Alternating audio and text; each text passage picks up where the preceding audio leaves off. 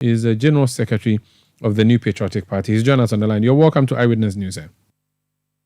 Thank you, Umara, and greetings to your listeners.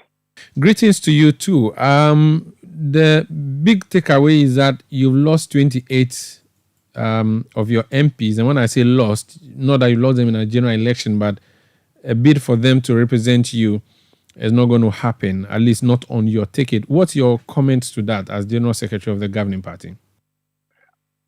Well,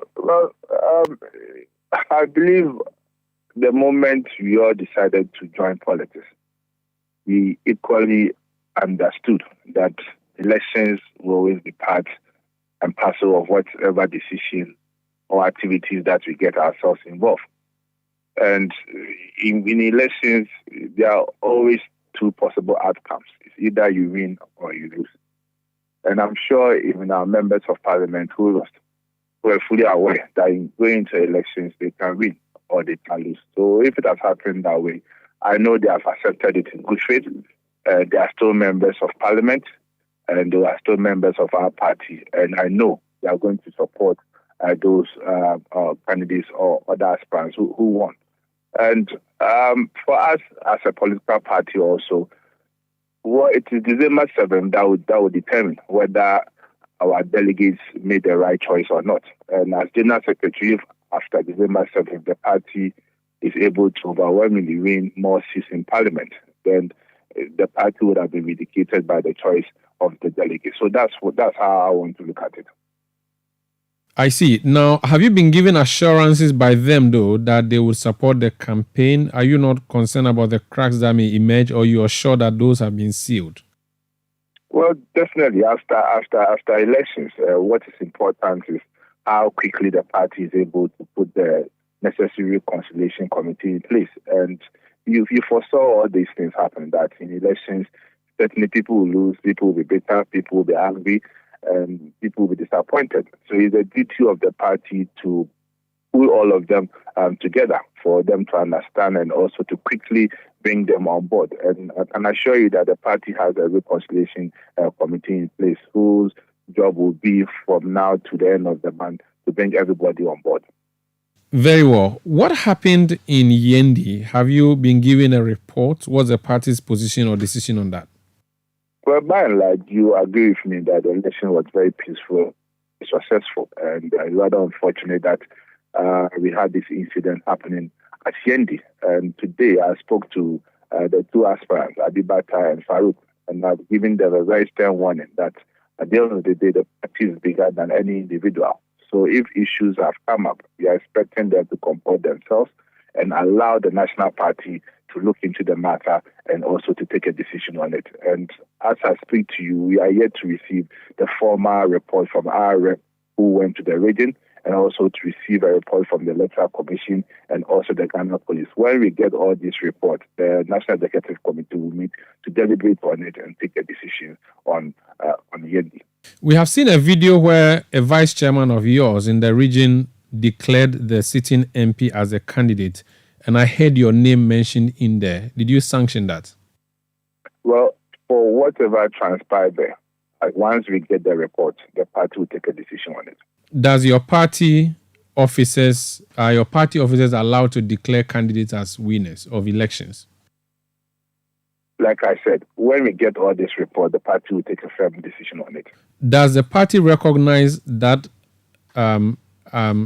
announcement that the incumbent MP is a PC elect? Well, like I stated, several things happened at Yendi. So unless we have the full facts, I'm unable to give a pronouncement on this. So let's just wait. Once we get the full facts, through the National Executive Committee, we will issue the party position on it. If you push me to speak, then it will be my position, not the position of the party. So let's wait for the National Executive Committee to meet, and all the issues that came about will be discussed, and I'll give you the official position of the party. Okay. You are a lawyer. You are also the chief administrator of your party. As of Saturday morning, was your directive that your party officers should declare candidates winners, or the EC should declare candidates winners? And this one is not going to be a personal position, but an official position of yours. What was your position going into the election on 27th? Was it for the declaration to be done by the EC or declaration to be done by your officers? And if someone else aside the EC does a declaration, is that null and void or is legitimate? That's the question. Well, at the end of the day, I don't know which angle you want to have the discussion. Like I said, several things happened at Yendi. And whether it was a party officer, whether it was an electoral commission who declared or not, let me tell you, even what happened on Saturday, whether results were declared by electoral commission and they selected, National Executive Committee has the power to reverse decisions even made on Saturday. So like I stated earlier on, let's wait for National Executive Committee to meet so that at least we look at the whole issues in totality and come to a conclusion. Then I'll be in the position to issue the official statement of the party. Okay, and when should we get that official statement coming from you?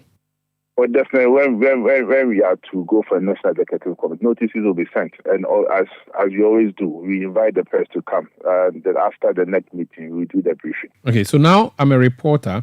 The Electoral Commission has said to me that it has not declared the results for Yendi. Elsewhere, I have seen videos circulating where a party officer of yours is declaring a candidate winner. What should my publication say? Should my publication say... As it stands now, Umar, yes, go ahead. As communicated by the Electoral Commission, they have made their position. And like I said, let's wait. The National Executive Committee will meet and issue. No problem. But while we wait for that to happen, what should my reporting be? Should my reporting be that there's no candidate or there's a candidate? So your reporting should be you are waiting for National Executive Committee to issue an official statement on it. That should be your report. Okay. Have you also heard that the MP, not your MP, is a Ghanaian MP, but the MP for Yendi, your party member, attacked our reporter in the northern region? Did that come to your attention? Well, as of now, I've not received any report of that nature. And if indeed it happened, then it would have been an unfortunate incident, and the party will look at it. NPP was a party that would never condone any act that seeks to undermine or attack the integrity of journalists in this country. So let's assume that it's an allegation. But once it comes before us and we're able to ascertain that indeed this is what happened, the party will definitely take a hard stand on it. We reported on this since Saturday. Other media platforms have reported on that. You're saying that you have not seen this? Well, I have not. But we might not expect that we know everything that is happening. From Saturday, as General Secretary, I've been overburdened with several issues. And even today, I was at Manhyia. So it's possible that I might not have heard it. And I've told you that I have not. And okay. I've even made a position that if indeed it happened, there would have been an unfortunate incident. Okay. I don't see why, if I've heard it, I'll come and deny. Have you also heard that the Honorable K.T. Hammond in Adansia Square on the election day threatened to let people beat up his contender at the end of the polls? Has that come to your attention? The video is all over the place. Well, I saw the video. Then at the end of the day, we are waiting for the official report from our rep, so that at least then we have official report on our table. And NEC will meet to take a decision on all incidents that happened on Saturday. But you will not condemn it, even though you've seen the video? Well, I want to get the report first. Finally, you were in Manhyia today to support your regional chairman, Bernard Ntwibo, popularly known as Chairman Wontumi. What happened? What did Manhyia say to you in relation to the summons that was issued to your chairman? Well, you all saw the sitting. It was done in an open space, and the media were there. And what happened today was the directive by Nananum for us to bring Chairman Wontumi to appear before them, which the party, in a respectful manner, obliged.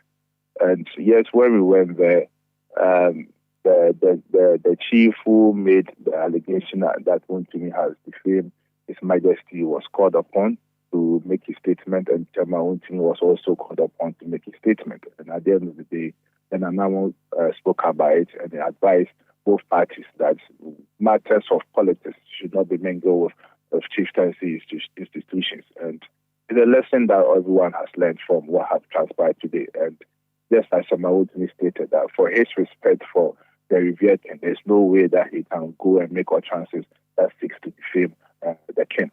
And at least there are certain directives that Nanaimo has given to the party and those involved in the issue to follow. And let's leave it to Nanaimo to do what they know is best for the both parties. Thank you so much for speaking to us, sir. Thank you. That's Justin Frimpong Kodia, JFK, as is known as, who is General Secretary of the New Patriotic Party. This is Eyewitness News on